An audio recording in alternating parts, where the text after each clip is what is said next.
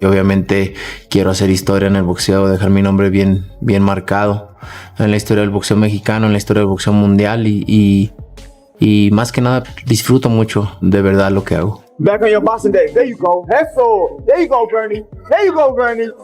Drop it with that, man. Kidney shot, Bernie. There you go.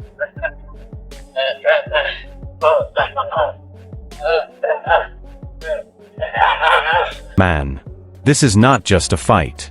It feels like two powerful forces meeting head-on at the same time. Bud Crawford walks in with full confidence, showing he has handled every challenge put in front of him. He acts calm, sure, and already prepared. Then he is ready to move on without any doubt. Hey, you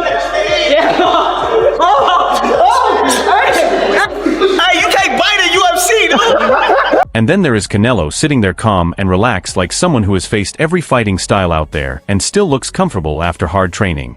He stays composed, confident, and unbothered. I do not know about everyone else, but it truly feels like we are watching the highest level of boxing skill meet at the same moment.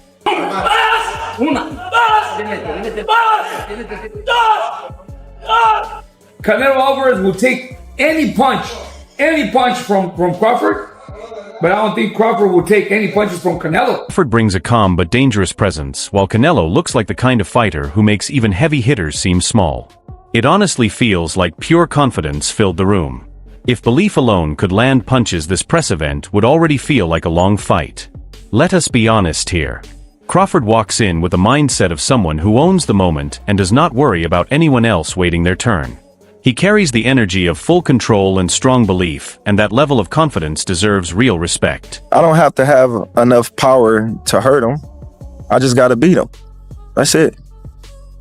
If he slip up, then, you know, he will get hurt. But then you look at Canelo with 67 fights behind him, and he has faced every type of opponent from fast movers to strong pressure fighters, and he is still performing at the highest level. Crawford has 41 fights, which is impressive on its own, but next to Canelo history, it shows a clear difference in time and experience. Canelo has spent many more years learning inside the ring and making the right choices under pressure. Those quick moments during a fight are where long experience really shows. Canelo has already faced those situations before and knows exactly how to handle them. How do you plan on dealing with this? I've been in this sport like so many years. I had so many good fights in my career and I had the experience to adapt myself to these kind of fighters. I fought everybody out there, every style. And I'm gonna do my job and put all my experience, all my talent there and that's. So while Bud Confidence is shining strong, Canelo is standing there like someone who knows when to slow things down and stay in control. He carries the calm of a fighter who has already lived this moment before and understands how the story usually ends. Now this part adds real excitement. Jaron Boots Ennis training with Canelo in the gym is a serious move. It shows a young fighter stepping into a place where only top-level work happens. Training with Canelo is not about showing up for experience or pictures. It is hard work, pressure, and real lessons, and that kind of choice deserves respect.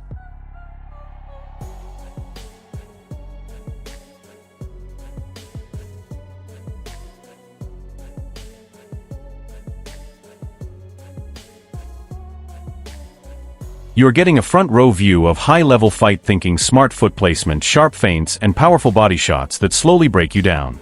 For Boots, this kind of learning is extremely valuable. You improve the most by working with the best in the game.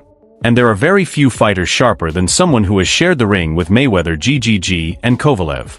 If I were you, I would watch closely. That deep experience Canelo brings into the gym could take Ennis from being dangerous to becoming truly frightening. I think you gotta lean more towards Canelo because, like I said before, he been putting big guys out and down, and Canelo not even really a 68 pounder. He probably really should be at 60 maybe, and he been hurting these guys. I don't know, it's gonna be a great fight. The fans want to see it, so Man, let's be real. Canelo's record looks like a Hall of Fame highlight reel.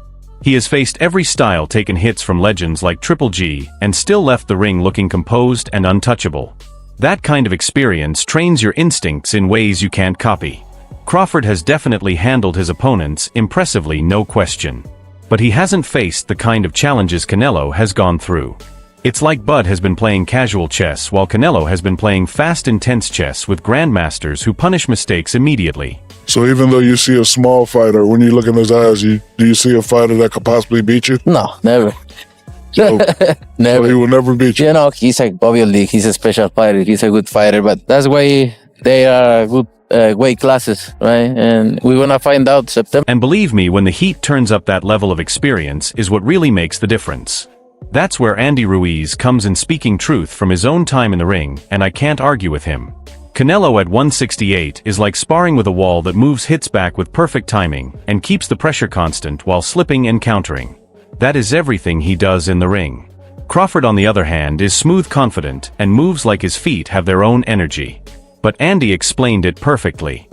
We don't know how he's going to move. I don't know if he's going to be that fast. I don't know if he's going to be able to handle his pressure, you know, because Canelo's really good at pressuring, coming forward, slipping, countering. This is Bud's first time fighting at 168. We don't know if he will bring explosive speed or move like he's carrying extra weight. And remember, Ruiz said nobody believed in him when he beat Joshua. So we can't underestimate Bud either. This fight feels like a test between Canelo's knockout power and Crawford's smart movement. Honestly, we could see a highlight knockout or a full 12-round strategic battle. Andy said it clearly. Canelo's pressure and precise counters are a hidden weapon Crawford might not be prepared for.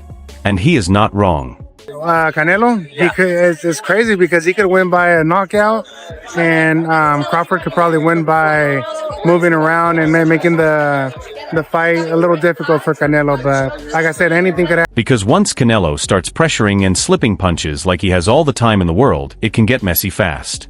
Ruiz even shared that classic Tyson truth. Everyone has a plan until they take a hit. But Andy also reminded us not to dismiss Bud just because it's his first fight at 168. Nobody believed in Andy when he beat Joshua, and we saw how that ended. So now we are left asking ourselves, will Canelo push his way to a knockout, or will Bud turn things around and step into legendary territory? I think the pressure and the countering that he does, you know, he's really slick inside that ring. You know, everybody has a plan until they get in there, until they get hit, like Mike Tyson would always say. But like I said, anything could... Just when we thought Andy Ruiz laid out the plan, Lamont Roach Sr. jumped in saying, hold on, I have the inside view. He basically explained that Canelo's camp is like a mix of intense training and smart strategy. Pressure defense and fight IQ are all sharpened to the highest level. He was honest. Canelo isn't just strength and power. His skills match up with Crawford's, and that's what makes this fight so exciting.